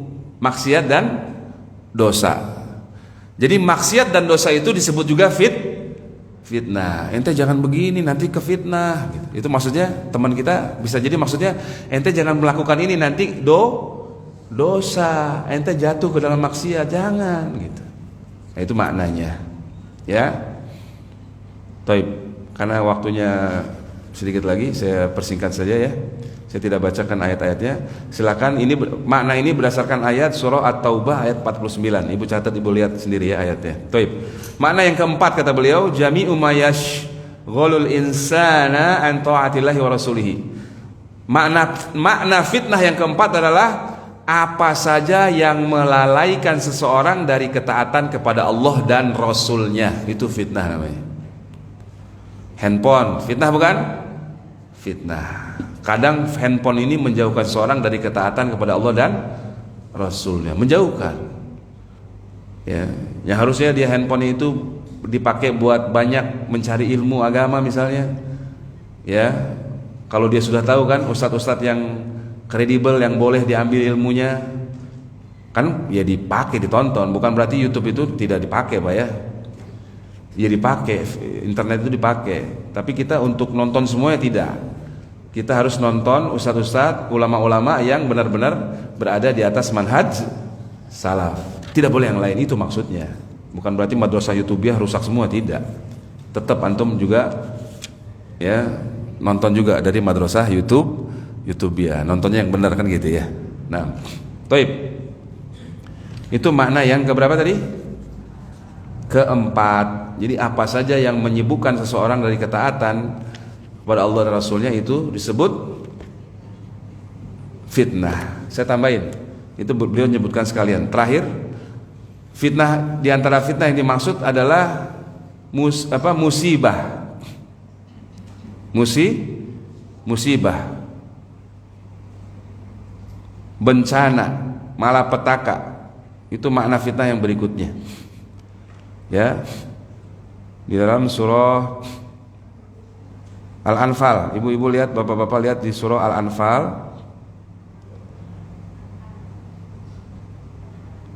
ayat sebentar.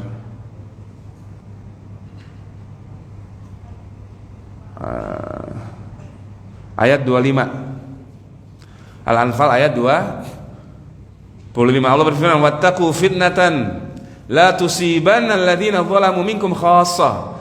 Takutlah kalian terhadap fitnah. Apa itu fitnah di sini? Ya, azab, siksaan yang tidak menimpa orang-orang yang zalim saja secara khusus dari kalian. Wa'lamu anna Allaha syadidul iqab, dan ketahuilah bahwa Allah itu sangat keras hukumannya, siksaannya. Nah, ini makna fitnah yang berikutnya. Itu makna fitnah yang berikutnya. Itu azab, siksaan, hukuman, bisa hukuman, fitnah, terfitnah tadi, kena fitnah syubhat, Pak. Ya, kena fitnah syubhat. Dia melihat yang hak menjadi yang batil. Dia bilang tauhid sebagai syirik, syirik sebagai tauhid. Dia bilang yang halal sebagai yang haram sebagai yang halal. Dia bilang yang sunnah sebagai yang bid'ah, bid'ah sebagai yang sunnah. Udah bolak-balik gitu. Itu namanya kena fitnah syubhat. Ini nggak bisa selamat orang ini kecuali Allah yang menyelamatkannya. Hanya Allah saja yang bisa menyelamatin dia. Ini fitnah yang paling berbahaya dibanding fitnah syahwat. Kenapa? Kalau fitnah syahwat, dia tahu Pak, dia sedang berada di dalam syahwat. Tapi kalau fitnah syubhat, dia tidak tahu dia sedang di dalam syubhat. Dia nggak tahu. Ya, dia nggak tahu dia sedang di dalam syubhat. Ya.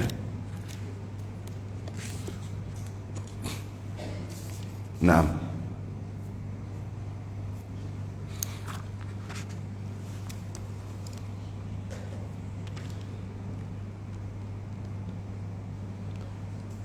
Nah, agar istiqomah beribadah di zaman fitnah, yang mana pahalanya setelah kita tahu bersama tadi Pak ya, sangat besar. Yang pertama, kiat agar istiqomah, ya, rajinlah, gemarlah menggali ilmu, menuntut ilmu, hadiri majelis-majelis ilmu. Itu yang pertama.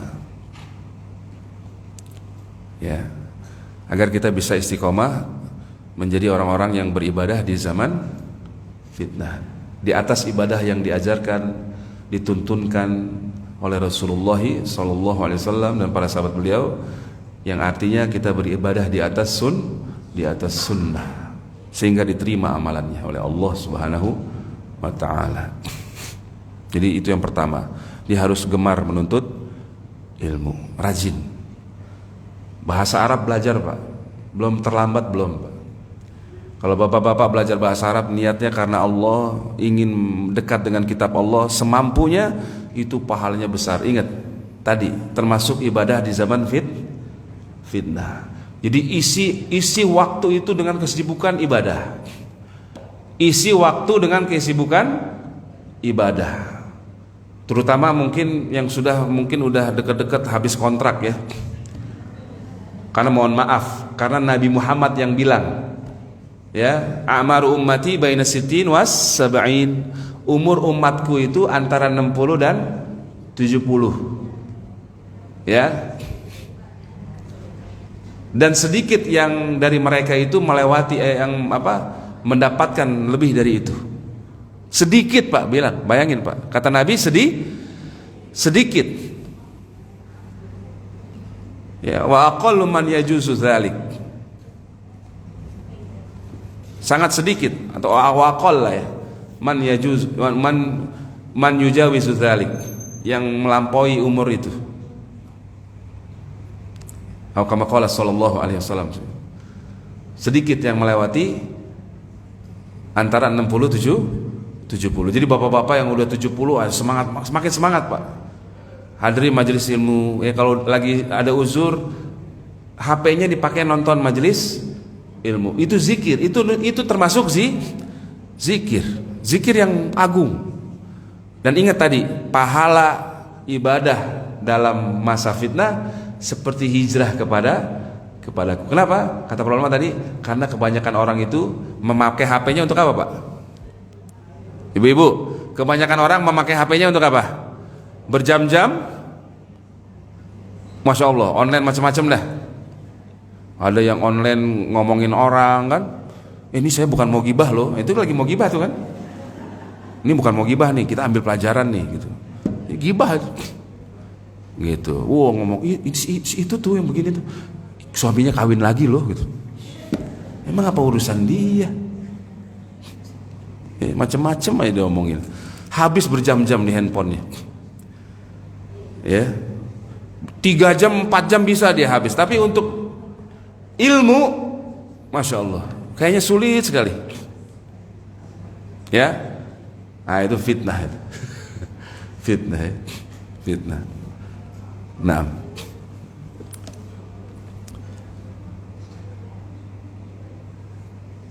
taib. Yang kedua, setelah dia gemar menuntut ilmu, hadir majelis ilmu, yang kedua agar dia istiqomah ibadah di zaman fitnah, maka perbanyak istighfar, kata ahli ilmu. Perbanyak apa Pak? Istighfar. Ini yang Masya Allah Pak, Masya Allah, dari kita tuh sudah hilang, kata para ulama kita. Ya, ulama kita Pak, ngelihat betis saja Pak, ngelihat betis nggak sengaja itu istighfar Pak. Istighfar berulang kali, kita seneng rezeki gitu ya. Nggak istighfar. Ulama-ulama kita salaf zaman dulu ngelihat orang-orang kafir di negeri mereka yang kafir zimah ya. Kafir zimah itu harusnya dia pakai jilbab ya, kecuali budak ya. Ya ibu-ibu ya. Zaman dulu, zaman salafun soleh, yang nggak pakai jilbab itu budak sahaya wanita, karena memang mau dijual beli kan. Makanya nggak pakai jilbab, dia kelihatan, dia rambutnya, wajahnya kelihatan Pak. Ya, dan ketahuan tuh yang suka ngeliatin budak, ketahuan. Ngincer-ngincer duit banyak kan, budak mana yang cakep nih, ntar dibeli sama dia. Gitu ya. Baik. Nah, jadi perbanyak istighfar ya, ini terakhir ya. Agar istiqomah ibadah di zaman fitnah, kata para ulama, perbanyak dengan sebenar-benarnya, banyak banget istighfarnya. Karena orang yang banyak istighfar itu akan diberi taufik oleh Allah. Dia akan diberi taufik untuk banyak menggunakan waktunya dalam kebaikan, ketaatan kepada Allah, dalam ibadah-ibadah, dari satu ibadah ke ibadah yang lainnya. Nuntut ilmu, mencari ilmu, ya, ingin mencari ya untuk menjelaskan kebatilan. Kadang dia harus nonton juga tuh. Untuk menjelaskan kebatilan, kebohongan, dia harus menonton orang-orang yang rusak. Kalau para ahli ilmu ya, untuk membantah kebatilan. Ya, dia harus nonton juga orang-orang yang berada di atas kebatilan itu sedang ngomong apa, sedang ngapain, sedang ribut apa mereka. Ya macam-macam kan sekarang kan, yang takut megatrust lah kan. Ya, megatrust ya Mas ya. Akan ada gempa apa gimana? Gempa ya. Orang beriman perlu takut gak? Enggak boleh. Belum tentu lagi. Ya. Bumi itu bergerak. Kalau para salaf kita, bumi itu bergerak, berguncang, disuruh gempa sama Allah karena apa Pak? Sebabnya maksiat. Ketika maksiat itu merajalela, dibiarkan, tidak ada yang dakwah tauhid, tidak ada yang dakwah sunnah, Tuh rentan, tuh daerah itu rentan gempa, rentan bencana besar, Pak. Ya, di tempat itu yang kemungkinan besar Allah berfirman kepada bumi itu, wahai bumi bergerak, berguncang, dia guncang. Ya, bumi itu bergerak, siapa yang suruh, Pak? Allah. Antum ayat hafal, suratnya hafal, ibu-ibu hafal suratnya, pakai takut sama megatrust sebagian orang, Pak. Innalillahi, orang-orang jahil, padahal hafal dia suratnya kadang itu. Bismillahirrahmanirrahim. Apa ayatnya? Idza zulzilatil ardu zilzalaha wa akhrajatil ardu athqalaha wa qala al-insanu ma laha yawma idzin tuhadditsu akhbaraha bi anna rabbaka awhalaha. Siapa yang nyuruh bumi itu? Allah yang mewahyukan kepada bumi itu. Bumi bergerak, berguncang. Bumi telan mereka, ditelan sama bumi. Allah semua yang nyuruh. Ya, bukan berdasarkan perkiraan ini, perkiraan itu. Jadi syirik yang model baru lagi nanti. Wal iyadzubillah. Nah, itu yang kedua, banyak beristighfar. Orang yang banyak beristighfar jauh dari musibah, akan diberi taufik dia untuk melakukan banyak kebaikan. Akan diberi taufik dia berbakti kepada orang tuanya. Ya. Akan diberi taufik oleh Allah orang yang banyak beristighfar. Kemudian yang ketiga, ya, senantiasa dekat dengan teman-teman yang soleh, Pak. Cari teman-teman yang satu frekuensi, ya, sama-sama suka nuntut ilmu. Sama-sama suka ilmu, sama-sama suka ngaji. Itu teman, apalagi istri dan suami, gitu ya. Jangan main asal comot aja. Ya, emang kerikil, asal comot aja, gitu. Kalau kita cari teman aja yang sefrekuensi, yang satu, yang suka agama, yang suka ilmu agama, yang suka dakwah, cari yang frekuensi, Pak. Ya, yang udah dapat cari lagi, boleh, silakan. Ya, dan dekat dengan para ahli ilmu, para ulama. Itu yang keempat lah. Dekat dengan para ulama. Di samping berteman dengan orang-orang yang sejenis, itu ya, sefrekuensi. Ya, dia juga harus dekat dengan para ulama, ya, secara khusus, ya, para penuntut ilmu secara khusus. Wallahu a'lam bishawab. Dan banyak berdoa. Yang kelima, banyak berdoa dan menjaga amalan-amalan soleh yang ilmunya sudah Allah kasih. Jangan tinggal zikir pagi petang, jangan tinggal tilawahnya, ya. Banyak-banyak berdoa, karena seluruh kebaikan itu di tangan, kata Imam Mutarrif bin Abdillah, seluruh kebaikan itu di tangan Allah. Maka orang yang selamat adalah orang yang diberi keselamatan oleh Allah. Dan keselamatan itu hanya bisa diraih oleh seorang dengan doa. Jadi yang kelima, yang terakhir, perbanyak doa. Minta dijadikan orang-orang yang istiqomah ibadah di zaman fitnah. Di zaman kita, macam-macam fitnahnya, Pak. Ada ustadz spesialis kiamat, dukun-dukun kiamat, ada dukun-dukun spesialis kiamat. Ini kiamat nih ini bentar lagi dukun nih. Gitu. Nggak jadi. Dia pernah bilang tuh bulan Ramadan kemarin, tanggal 15 nih kejadian. Ternyata enggak kejadian. Dukun-dukun amatir. Bawa-bawa Al-Qur'an, ayat hadis-hadis menurut pendapatnya. Ya, dia bahas tentang Dajjal, dia sendirinya Dajjal. Berdusta atas nama Allah dan Rasulnya Muhammad sallallahu alaihi wasallam. Wal iyadzubillah. Itu fitnahnya banyak sekali sekarang, ya. Orang banyak gara-gara nonton, enak juga dengerinnya, ya. Gitu. Jangan. Tanya sama ustadznya, tanya sama guru kita. ini ustadz ini boleh nggak saya tonton, ini guru ini boleh nggak saya tonton, kita tanya ya bu ibu ya. Demikian. Sampai sini yang bisa saya sampaikan, mudah-mudahan kita ya diberkahi oleh Allah dalam pertemuan kita ini. Saya jawab dari ibu-ibu ini ya, Mas, dari ibu-ibu ya. Assalamualaikum Ustaz, apabila hamba Allah berbuat dosa besar dan hamba tersebut bertaubat, kalau taubatnya diterima, apakah nanti di hari kiamat masih mendapatkan siksa lalu baru masuk surga? Ya. Syukran jazakallahu khairan ya. Nanti kadzalik. Waalaikumsalam warahmatullahi wabarakatuh. Iya, kalau sudah bertobat, memenuhi syarat diterimanya tobat, kata para ulama, tobatnya diterima. Bahkan diganti tobatnya, perbuatan buruknya itu dengan amalan-amalan baik oleh Allah. Ya. Jadi kata para ulama, seandainya seorang berbuat sekalipun dosanya dosa besar, sebagaimana yang ditanyakan dalam pertanyaan ini Pak ya, Bu. Lalu dia bertobat, memenuhi syarat diterimanya tobat, maka tobatnya diterima. Kalau tobatnya diterima, diampuni dosanya, di hari kiamat disiksa gak? Ya enggak. Kan udah tobat, Allah janji, Allah mengampuni. Ya. Innallaha yaghfiru dzunuba jami'a. Allah mengampuni seluruh dosa, itu bagi orang yang bertobat sebelum matinya. Gitu.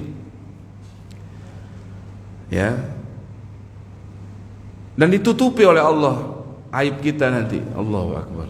Allah Halim. Allah Maha penyantun. Ini dosa kamu nih tuh dikasih lihat nanti tuh. Kayak di situ ada TV kayaknya ya. Ya. Ini dosa kamu, ya Allah saya akuin. Dulu aku tutupi di dunia. Pada hari ini aku tutupi juga buat kamu. Allahu Akbar. Masya Allah. Ya, Allah itu Halim, Ghafur. Ghafur itu menutupi dosa, Pak. As-Sittir, Maha menutupi. Ya, jadi jangan putus asa dari rahmat Allah. Meskipun dia terjatuh lagi ke dosa besar itu, sekali lagi taubat lagi. Karena taubat itu kata para ulama, taubat itu kewajiban seumur hidup. Wajib taubat. Setiap dosa taubat, setiap dosa taubat. Syarat sahnya taubat, dia meninggalkan kemaksiatan itu, berhenti dari maksiat itu. Kemudian dia menyesal, bertekad berjanji untuk tidak mengulangi lagi, sah taubatnya. Kalau ada kaitannya dengan hak orang lain, tambah syarat yang keempat kata para ulama. Dia kembalikan hak orang lain tersebut, baru sah taubatnya. Jadi kalau hak orang lainnya itu ngambil harta orang, gosok atau utang, nggak bayar, nggak bisa. Ya Allah, aku ampun, aku berjanji nggak ulang lagi, aku nggak utang lagi. Ya udah utang. Nggak bisa cuman minta ampun begitu, nggak bisa. Dia harus kembalikan atau minta kehalalannya. Wallahu a'lam bishawab. Demikian ya pertanyaan pertama. Pertanyaan yang kedua. Assalamualaikum. Waalaikumsalam warahmatullahi wabarakatuh. Mohon penjelasannya. Sekarang sedang banyak-banyaknya demo karena pemimpin yang zolim. Namun adakah tuntunan yang benar mengenai situasi sekarang ini? Jazakallah, ini mancing-mancing nih. Waalaikumsalam warahmatullahi wabarakatuh. Ya, Bapak Ibu sekalian, di dalam hadis Nabi SAW riwayat Imam Muslim, dalam hadis itu Nabi udah pernah bilang akan ada pemimpin-pemimpin. Di tengah mereka itu rijalun, para lelaki, ya, qulubuhum qulubus syayatin, hati mereka hati-hati setan. Fi juthmanil ins, di dalam jasad-jasad manusia. Lalu seorang sahabat, apa yang kau perintahkan kepada kami wahai Rasulullah? Apa? As-sam'u wa ta'ah. Tetap dengar, tetap taat. Gitu ya. Dan mohon maaf, demonstrasi bukan ajaran dari ajaran Islam. Ya, banyak kemungkarannya, ganggu jalan, campur baur, laki perempuan, ya, macam-macam ya, macam-macam Pak. Dan bukan sama sekali akhlak Islam demokrasi, teriak-teriak di jalan, Ya, teriak-teriak nggak di jalan biasa Pak demonstrasi Pak? Bukan, sekarang nggak teriak lagi, pakai mic. Oh gitu ya. Diteriakin pemimpinnya, dimaki-maki, dicaci-caci. Apa begitu akhlak Islam Pak, mencaci maki? Apakah saya tanya Bapak Ibu sekalian, apakah akhlak Islam mencaci maki penguasa pemimpin? Tidak. Dan itulah yang terjadi di demonstrasi. Ya. Banyak kemungkarannya. Ya, demonstrasi itu kan produk demokrasi Pak ya. Ada yang bilang kalau orang sekarang demokrasi. Ya enggak? Produknya demokrasi. Demos kratos, demos rakyat, kratos hukum. Hukum di tangan rakyat. Caranya ini sangat zolim ini. Caranya sangat zolim. Bahkan bisa mencapai ke taraf syirik ya. Suara rakyat, suara ibu-ibu jawab. Suara rakyat, suara Tuhan. Tuhan yang mana bos? Kok bisa suara rakyat suara Tuhan? Tuhan yang mana bos? Allah mungkin nggak? Nggak mungkin sama sekali gitu. Ya jadi nggak bisa ya. Jadi orang mukmin tidak demonstrasi. Lalu bagaimana menyikapi pemimpin yang zalim? Dinasehati. Disampaikan nasihatnya dengan cara yang hak, sebagaimana tuntunan Rasulullah Sallallahu Alaihi Wasallam. Yang punya akses ke sana Pak, nggak semuanya. Ya, yang punya akses ke sana para ulama gitu ya, para tokoh-tokoh besar yang bisa ngobrol sama mereka, yang bisa nyampe ke mereka ya, melalui mereka kita sampaikan gitu, dengan cara yang penuh dengan akhlak Islam gitu. Nggak ada ajaran Islam di mimbar caci maki gitu. Ini pemerintah zalim nih, ya macam-macam lah, kadang dikatain goblok, dikatain macam-macam Pak. Apakah seperti itu akhlak Islam Pak? Nggak mungkin Pak. Ya, caci maki pemimpin di mimbar-mimbar itu mau ngapain coba? Biar dibilang apa biasanya? Wih berani, wow, pahlawan, berani sekali ya dia gitu. Rata-rata ingin dipuji. Orang-orang yang mencaci maki di mimbar-mimbar, mencaci maki pemerintah yang masih muslim di mimbar-mimbar itu rata-rata ingin dipuji Pak. Kenapa? Karena bertentangan dengan hadis Nabi SAW. Adapun petunjuk Nabi apa? Jika engkau melihat sesuatu yang kau benci pada pemimpinmu, maka ambil tangannya, menyepi dengannya. Kalau diterima nasihatmu, fadak, itulah dia yang diinginkan. Kalau tidak, tanggung jawab dia kezalimannya. Gitu. Ya, makanya di Arab Saudi nggak ada demo-demo ditangkep antum. Di Arab Saudi demo Pak ditangkep Pak. Nggak begitu caranya. Jangankan demo Pak, berceramah saja udah caci maki penguasa di Arab Saudi misalnya, ngeritik udah nggak bener caranya, ditangkep. Ya, karena orang yang membeberkan aib di mimbar-mimbar untuk apa tujuannya? Dapat maslahat apa? Tidak ada, kecuali apa? Rakyat semakin membenci pemimpinnya, akan membuat bisa punya potensi berontak, mendoakan keburukan. Banyak mudorotnya nanti. Yang ceramah maki-maki pemerintah di atas mimbar tuh banyak mudorotnya. Itu yang ngasih tahu para ulama kita Pak. Ya, gitu. Banyak, bahkan bisa pertumpahan darah nanti pada puncaknya itu. Tumpah darah kaum muslimin gara-gara demonstrasi. Itu di Suriah gara-gara apa awalnya? Demonstrasi. Pembantaiannya belum berhenti sampai saat ini. Gitu. Tapi mungkin demikian ya. Ya.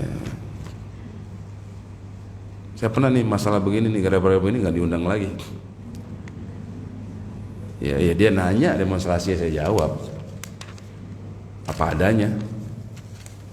Ya, bukan ajaran Islam. Apalagi mengganggu jalanan, bukan ajaran Islam. Jelas. Antum belajar fikih nggak? Fikih apa? Mazhab apa? Dalam kitab-kitab suluh itu ada, mengganggu itu nggak boleh, sama sekali nggak boleh. Mengganggu kaum muslimin, bahkan orang-orang kafir ahlu dhimah saja kita ganggu dengan zalim, boleh nggak Pak? Tidak boleh Pak. Gitu. Bismillahirrahmanirrahim. Assalamualaikum warahmatullahi wabarakatuh. Semoga Allah senantiasa melindungi dan memberikan rahmatnya kepada Ustaz, amin, Allahumma amin, dan keluarga, amin. Begitu juga buat penanya ya. Ustaz, mohon nasihatnya, bagaimanakah menyadarkan saudara kandung saya yang sudah ikut aliran tarekat. Wah, ini ada namanya nih, Abah titik-titik ya. Bagaimana cara menyadarkan saudara saya yang sudah terlanjur kadung ikut aliran tarekat Abah titik-titik selama kurang lebih 10 tahun. Wah, Masya Allah.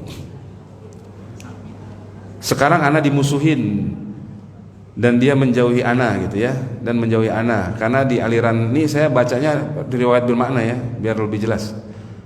Karena di aliran tarekat saudara mereka ada bukan saudara satu rahim, tapi yang ada di perkumpulan mereka. Oh gitu. Ya, kalau kita dakwah sama keluarga ini, di samping kita caranya harus benar-benar ilmu yang disampaikan benar-benar harus ilmu yang sudah mapan ya. Tata caranya juga harus benar, adab-adabnya juga harus benar. Apalagi Pak, orang tua kita, keluarga kita, saudara kita Pak. Ya, dan terkadang perlu ngasih banyak, ibu-ibu perlu ngasih banyak hadiah. Ya, perlu banyak ngasih hadiah Bu. Jadi emang begitu kadang sama keluarga gitu Pak. Kalau kita dakwah nasihatin terus ya, nggak pernah ngasih, kadang-kadang kita diomongin gitu, lu ngomong doang, lu ngasih kagak lu. Gitu. Lu ngomong doang, kalau ada patungan keluarga sakit aja nggak ikutan. Kan begitu Pak ya? Ya nggak Pak? Ya kadang perlu. Jadi perlu berbagai sisi cara dan ya pengorbanan untuk sampai dakwah itu ke keluarga kita. Ya perlu. Demikian ya. Dan jangan lupa berdoa. Ini yang senjata paling ampuh. Doakan kepada Allah. Doakan, ya Allah, berikan sebagaimana Engkau beri aku hidayah tauhid dan sunnah ini, maka berikanlah ia kepada saudaraku yang sudah ikut tarekat Abah titik-titik ini yang sudah kurang lebih 10 tahun. Engkaulah satu-satunya yang bisa menyelamatkannya ya Allah. Ya, masukkanlah ya ke hatinya hidayah dari apa yang saya berikan ini, buku misalnya. Jadi sebelum ngasih buku berdoa dulu tuh, ngasih buku misalnya. Bagaimana sikap ahlu sunnah itu tentang keimanan dulu misalnya. Kasih dulu yang ringan-ringan dulu tentang keimanan, tentang tauhid dulu gitu. Sambil berdoa kepada Allah. Karena kita juga nyampein nggak bisa kan, dalil juga kurang, kaidah-kaidah kurang, cara juga kurang. Yang ada jadi berantem, berantakan ya Pak ya. Gitu. Mending kasih buku gitu ya, sambil berdoa. Jangan lupa berdoa. Wallahu a'lam. Mungkin saya kira cukup ya dari ibu-ibu. Dari bapak-bapak ada? Ya Bu? Oh ya baik, sudah lewat. Dimarahin tuh Pak sama ibu-ibu. Udah lewat. Penuntut ilmu zaman sekarang. Taib, barakallahu lakum fima atakumullah. Semoga Allah memberikan antum berkah dalam apa saja yang Allah berikan kepada Bapak Ibu sekalian, teman-teman. Allahumma amin. Wa sallallahu ala nabiyyina Muhammadin wa ala alihi wa sahbihi ajmain. Subhanakallahumma bihamdik, asyhadu an la ilaha illa anta astaghfiruka wa atubu ilaik. Wassalamu alaikum warahmatullahi wabarakatuh.